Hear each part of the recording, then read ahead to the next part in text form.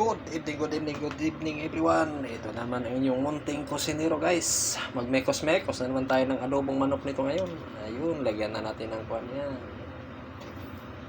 Tapos lagyan natin ng paminta para bango. Ay. It's a yummy guys. Lagyan naman natin ng pinakamalakasang silver swan guys. Adobong manik muna tayo ngayon. Lagyan natin ng mekos-mekos yan. Ayun.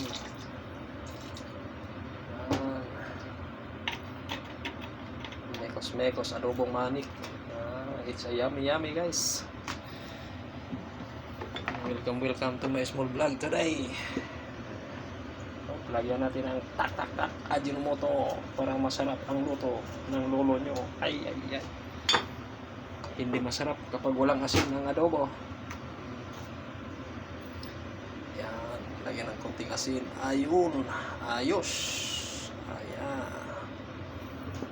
It's a yummy guys. Yan.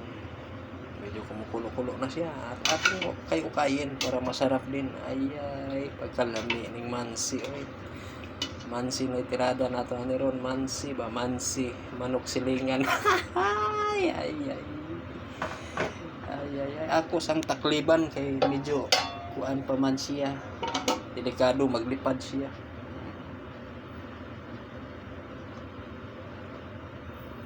Tayin ko lang kumulo. Yan lang po ang munting vlog natin ngayong hapon na ito. Yummy fried chicken. Fried chicken. Adobo chicken.